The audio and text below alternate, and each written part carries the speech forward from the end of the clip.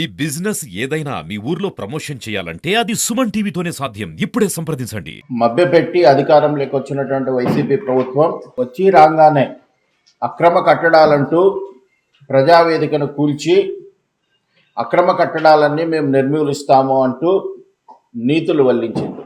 ఈ ముసుగులో అక్రమ కట్టడాలన్నింటినీ కూడా మేము తొలగిస్తామంటూ తెలుగుదేశం పార్టీ నాయకులందరినీ కూడా ఇబ్బంది పెట్టి వాళ్ళందరినీ సతాయించడమే కాకుండా తెలుగుదేశం పార్టీ నాయకులకు చెందినటువంటి ఎన్నో భవనాలను కూల్చివేసింది.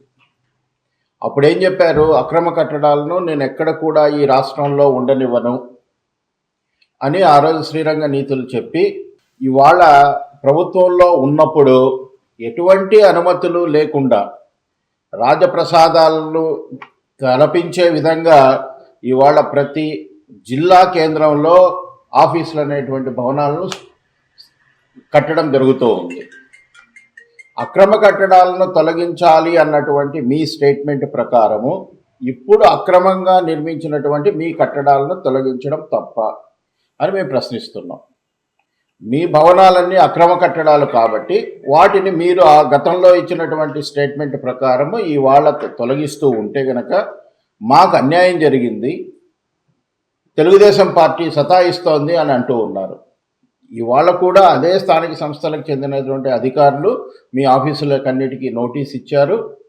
కనీసం అధికార మదంతో మీరు ప్రవర్తించిన తీరు ఎలాగా ఉందంటే కనుక నిర్మించేటటువంటి మీ ఆఫీసులకి కనీసం అనుమతుల కోసం స్థానిక సంస్థలకు మీరు అర్జీ కూడా పెట్టుకోవాలి. ఇవాళ చట్టం తన పని తాను చేసుకుంటూ మీరిచ్చినటువంటి దాని ప్రకారం అక్రమ కట్టడాలను తొలగిస్తూ ఉంటే కనుక తెలుగుదేశం పార్టీ మమ్మల్ని ఇబ్బందులు పెడుతోంది అని గగ్గోలు చేసి మా మంగళగిరి కేంద్ర కార్యాలయం పైన కూడా మీరు తప్పుడు ఆరోపణలు చేసే పరిస్థితి.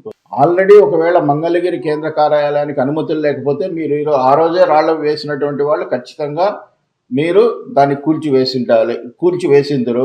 కాకపోతే ఆ రోజు మీరు రామకృష్ణారెడ్డి గారి సహాయంతో కోర్టుకు వెళ్ళినా కానీ కోర్టు చీవాట్లు పెట్టి ఇది అనుమతులకు అనుగుణంగానే ఉంది, చట్టబద్ధంగానే ఉందని తీర్పు ఇవ్వడం వల్ల మీరు ఆ రోజు ఆగినారు.